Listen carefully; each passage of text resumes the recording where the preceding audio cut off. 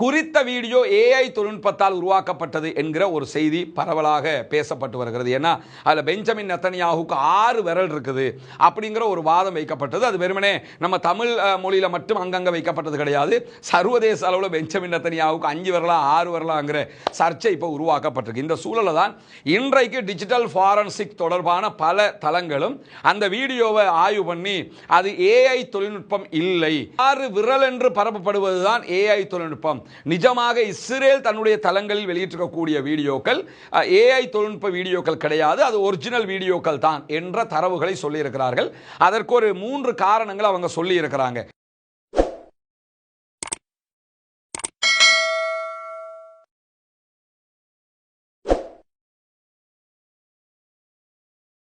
அன்பிற்கினிய சகோதர சகோதரிகளை நம் அனைவர் மீதும் ஏக இறைவனுடைய அமைதியும் கருணையும் உண்டாகட்டுமாக என்கிற உயரிய பிரார்த்தனைகளோடு ஒரு முக்கியமான சர்ச்சையான வீடியோவைத்தான் இந்த வீடியோவை நம்ம பார்க்க இருக்கிறோம். அது என்ன சர்ச்சைக்குரிய விவகாரம் என்று சொல்லி பார்த்தீங்கன்னா, இஸ்ரேலிய பிரதமர் பெஞ்சமின் நெத்தன்யாஹு உயிரோடு இருக்கிறாரா இல்லையா, செத்துட்டாரா இல்லையா என்கிற ஒரு 2 முக்கியமான கேள்வி சர்வதேச அளவில் தற்போது பேசுபொருளாக மாறி இருக்கிறது. ஆரம்பத்தில் சாதாரணமாக சமூக வலைதளங்களில் பேசப்பட்ட ஒரு விவகாரம் இப்பொழுது நேஷனல் மீடியாக்களை தாண்டி இன்டர்நேஷனல் மீடியாக்கள்லேயே பேசுபொருளாக மாறி இருக்கிறது. ஒரு பாரிய யுத்தம் நடக்கிறது ஈரானுக்கும் இஸ்ரேலுக்கும் அமெரிக்காவுக்கும் இடையில். இந்த யுத்தத்தில் ஈரானுடைய ஆன்மீக தலைவராக இருந்த ஆயத்துல்லா அலி காமனி கொல்லப்படுறாரு. கொல்லப்பட்டதாக அமெரிக்க அதிபரும் இஸ்ரேலும் அறிவிக்கிறாங்க.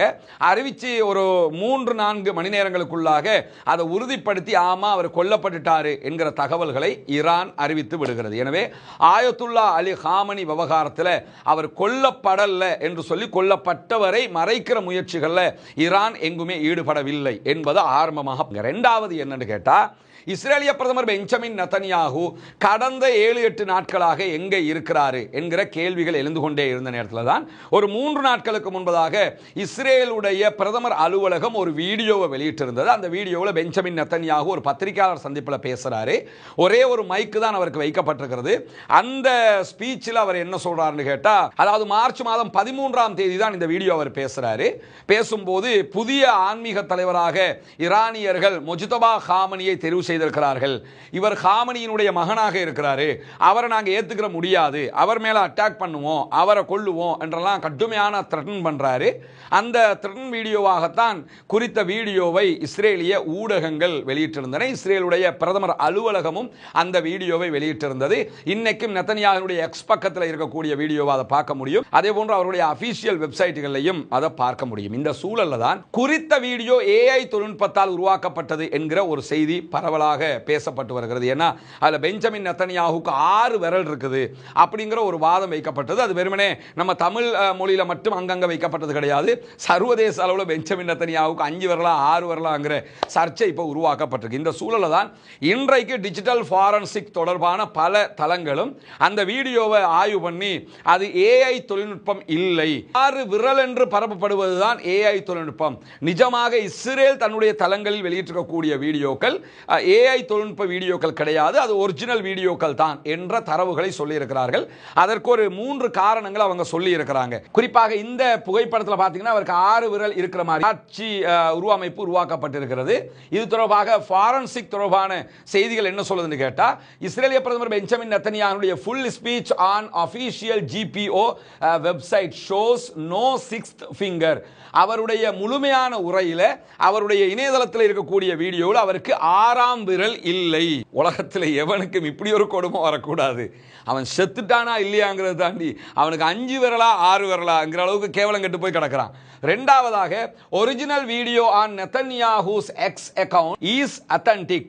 2வது ஒரிஜினல் வீடியோவாக அவருடைய எக்ஸ் தளத்தில் வெளியிடப்பட்டிருக்கக்கூடிய வீடியோ என்பது ஆத்தன்டிக்கான வீடியோ தான், உண்மையான வீடியோ தான் அப்படிங்கிறாங்க. 3வதாக digital forensic found no AI manipulation. Digital forensics இது தொடர்பான ஆய்வுகளை மேற்கொண்ட நேரத்தில் அதில் ஏஐ தொழில்நுட்பம் கலக்கப்படவில்லை என்று சொல்லி இருக்கிறார்கள். இருக்கிறார்கள் என்கிற இந்த 3 தரவுகள் ஃபேக்ட் செக் தளங்கள் வெளியிட்டு இருக்கின்றன. எனவே ஓரளவுக்கு இது ஒரிஜினல் வீடியோ தான், இதுல ஏஐ தொழில்நுட்பம் கிடையாது, 6 விரல் ஒரிஜினல் வீடியோல இல்ல என்கிறத இஸ்ரேலிய தரவுகள் சொல்லுகிற அதே நேரத்தில் அதை ஆய்வு செய்கிற டிஜிட்டல் ஃபாரன்சிக் தொடர்பானவர்களும் சொல்லி இருக்கிறார்கள். இங்க இருக்கக்கூடிய மேலதிகமான கேள்வி இத்தோட முடியல.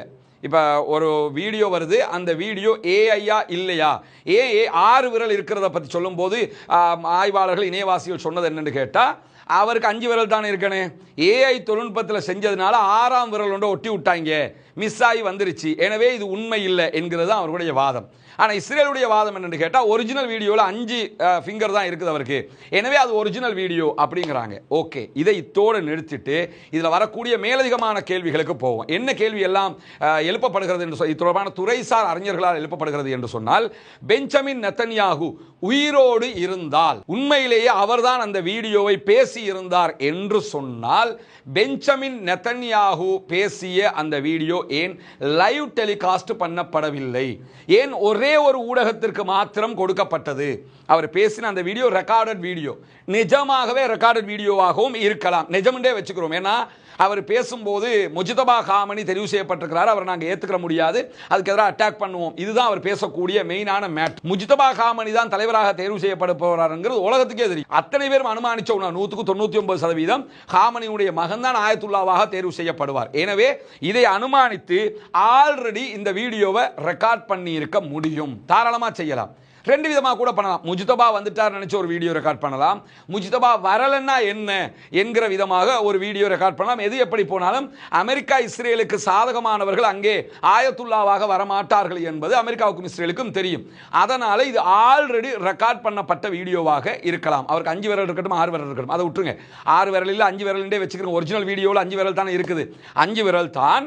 ஆனால் இது ஏன் ரெக்கார்டட் வீடியோவாக போடப்பட்டது, ஏன் லைவாக அவர் வலம மாதிரி வந்து ஊடகங்களை சந்திக்கல? அவங்களுக்கு தான் ரகசிய அறைகள், பங்கர்கள், அது இது எல்லாம் இருக்குல்ல, அங்கதானே வலமலை சந்திப்பாரு. அவருடைய வழக்கு விசாரணை பங்கருக்குள்ள தான் நடக்குது. அப்படி நடக்கும்போது அதே மாதிரி ஏன் லைவாக இந்த பத்திரிகையாளர் சந்திப்பு நடத்தல? ஓகே, இரண்டாவது கேள்வி, இந்த ரெக்கார்டட் வீடியோ உலகத்திலேயே ஏன் ஃபாக்ஸ் நியூஸ் ஏஜென்சிக்கு மாத்திரம் கொடுக்கப்பட்டது? ஃபாக்ஸ் நியூஸ் ஏஜென்சியோட இன்டர்வியூன்னா அது வேற கதை. இது ஒரு ரெக்கார்டட் வீடியோ. அவர்கள் ஆயத்துல்லாவாக தேர்வு செய்யப்பட்டது ஏத்துக்க மாட்டோம் என்று சொல்லுகிற வீடியோ.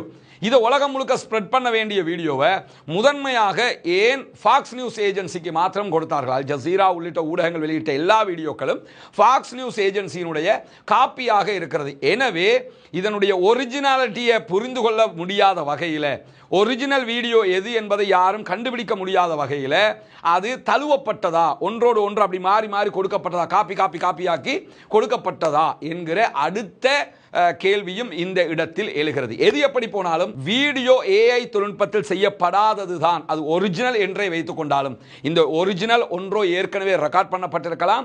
ரெக்கார்ட் பண்ணப்பட்டது ஏன் ஃபாக்ஸ் நியூஸ் ஏஜென்சிக்கு மாத்திரம் கொடுக்கப்பட்டது, ஏன் ரெக்கார்டட் வீடியோவாக கொடுக்கப்பட்டது? இப்படி 3 கேள்விகளை துறைசார் அறிஞர்கள் இதிலே எழுப்புகிறார்கள். இது அவருடைய வீடியோ தொடர்பான அந்த ஏஐயா இல்லையாங்கிற தொடர்பான செய்திக்கான விவகாரமாக புரிஞ்சுக்கிறீங்க. இரண்டாவது என்னன்னா, இப்ப பெஞ்சமின் நெத்தன்யாகு எங்க? இந்த கேள்வி ரொம்ப முக்கியமானது.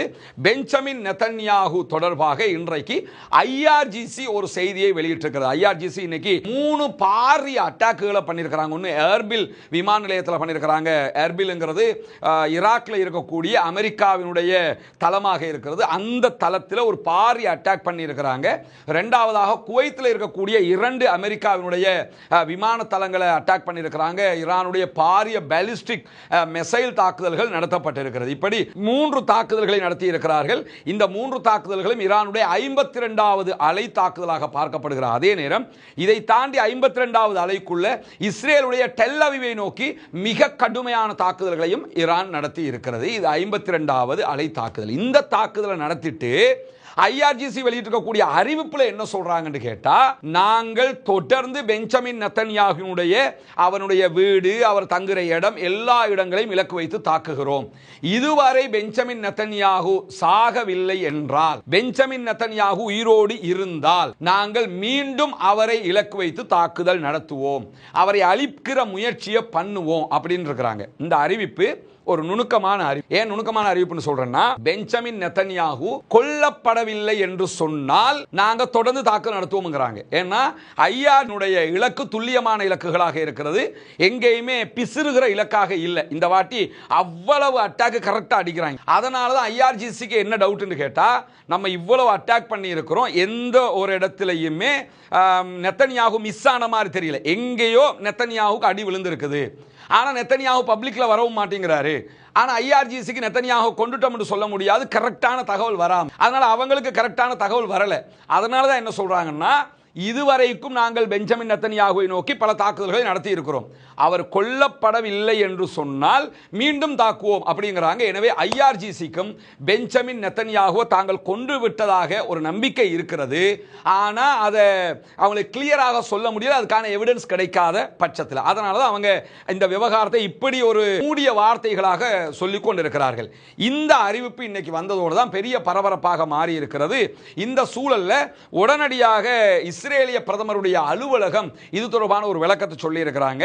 அது யாருக்கு சொல்றாங்கன்னு சொன்னா, டர்க்கியினுடைய டிஆர்டி வேர்ல்டுக்கும் அனடோலு நியூஸ் ஏஜென்சிக்கும் இந்த தகவலை சொல்றாங்க. அனடோலு நியூஸ் ஏஜென்சி நேரடியாக இஸ்ரேலிய பிரதமர் பெஞ்சமின் நெத்தன்யாகுடைய அலுவலகத்தை தொடர்பு கொண்டு, உங்க பிரதமர் உசுரோட இருக்கிறாரா இல்லையா அது சொல்லுப்பா அப்படின்னு சொல்லி கேட்டாங்க. கேட்டதோட எங்க பிரதமர் உசுரோட நிம்மதியாக நலமாக இருக்கிறார் என்று சொல்லி இன்றைக்கு இஸ்ரேலிய பிரதமர் அலுவலகம் சொல்லி இருக்கிறது. இது எப்படி சொல்றாங்கன்னு கேட்டா, ஓவர் த போன் அவங்க கேட்கறாங்க, அதுக்கு ஓவர் த போன் பதில் சொல்லிட்டு அவங்களுக்கு இன் ரிட்டன் அனுப்புறாங்க, எங்க பிரதமர் நலமாக இருக்கிறார் அப்படிங்கிறாங்க. பொதுவாக நெத்தன்யாகுடைய அலுவலகத்தினுடைய செயல்பாடு இப்படி இல்லை. நெத்தன்யாகு எப்படி ஆளுன்னு கேட்டா, ஒரு அதுக்கு என்ன சொல்றது, கம்பி கட்டுற கதை சொல்லிக்கிட்டு அப்படி கெத்தா திரியணும்னு நினைக்கிற ஒரு ஆள்.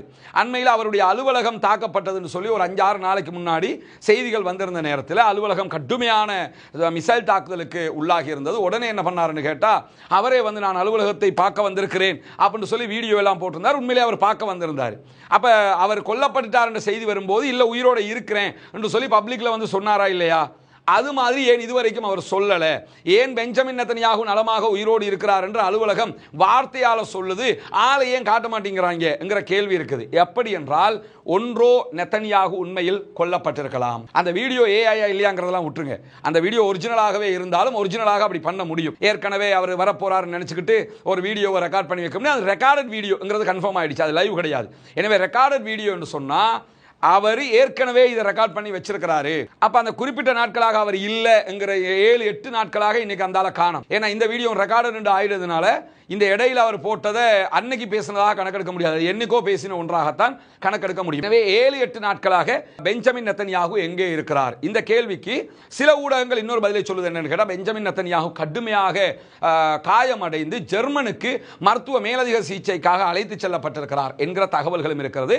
அதையும் யார் உறுதிப்படுத்தணும் அப்படின்னா, இஸ்ரேலிய பிரதமர் அலுவலகம் அதையாவது சொல்லணும். ஆனா அவங்க என்ன பண்றாங்கன்னு கேட்டா, உயிரோடு இருக்கிறாருங்கிறாங்க, காயம் எதுவும் ஏற்படலைங்கிறாங்க, நாட்டுக்குள்ளதான் இருக்கிறாருங்கிறாங்க, எங்க இருக்கிறாருன்னு சொல்லவும் இல்லை, இந்தா இருக்கிறாருன்னு காட்டவும் இல்லை. ஓகே, இதையெல்லாம் அவங்க காட்டாம இருக்கிறாங்க, அது ஒரு கணக்கு. ஆனா நமக்கு தெரியும், எவ்வளவு பெரிய வார் நடந்துகிட்டு இருக்கும் போதும் பெஞ்சமின் நெத்தன்யாகு செக்யூரிட்டி கவுன்சில் கூட்டத்தில் கலந்து கொள்வார். செக்யூரிட்டி கவுன்சில் கூட்டத்தில் அந்த நாட்டினுடைய எல்லா நாட்டிலையும் பிரதமர் தலைமையில் நடக்கிற நாடாக இருந்தால் பிரதமர் பங்கெடுக்கணும், ஜனாதிபதி தலைமையில் இருக்கக்கூடிய நாடாக இருந்தால் ஜனாதிபதி பங்கெடுக்கணும்.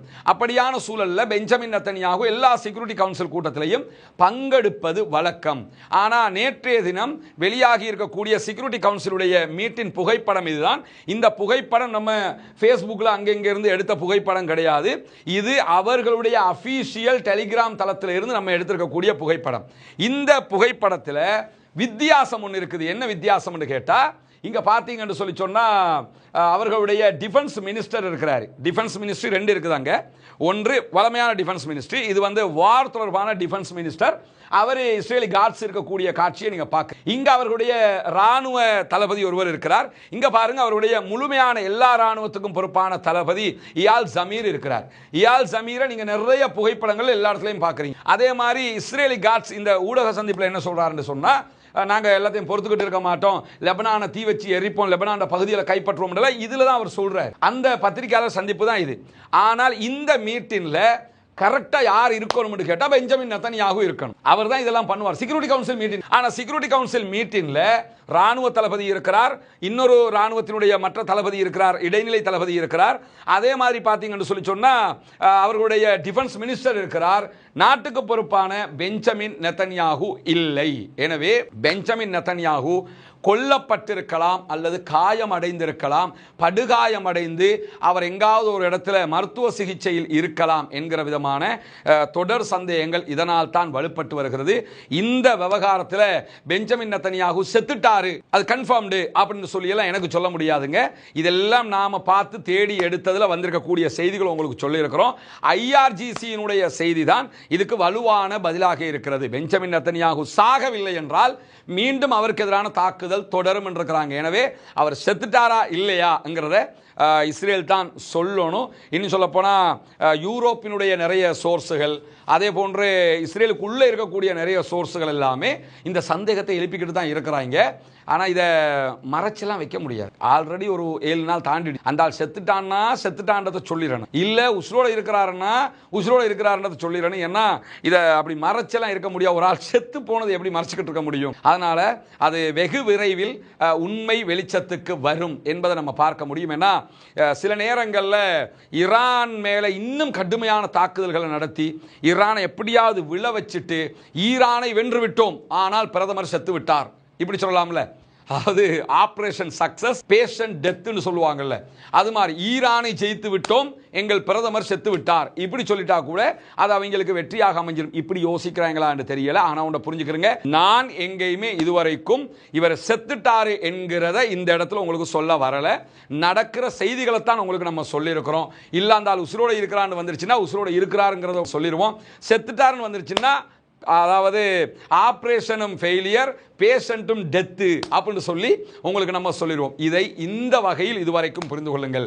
மேலதிகமான தரவுகள் வருகிற போது அதை உங்களோடு நம்ம பகிர்ந்து கொள்வோம்.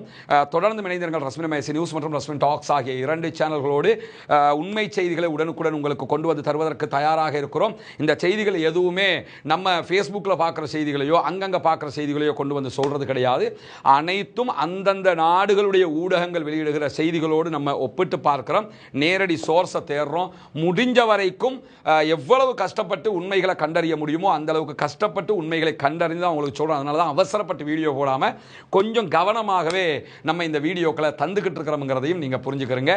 ஆக்கிரமிப்பாளர்கள் ஓய வேண்டும், ஆக்கிரமிப்புகள் நிறுத்தப்பட வேண்டும், ஈரான் மீதான ஆக்கிரமிப்பு நிறுத்தப்பட்டு அப்பாவிகள் மீதான தாக்குதல்கள் நிறுத்தப்பட வேண்டும் என்று அல்லாஹ்விடத்திலே ஈரானிய மக்கள் மீதான தாக்குதல் நிறுத்தப்பட வேண்டும் என்று கோரிக்கை வையுங்கள்.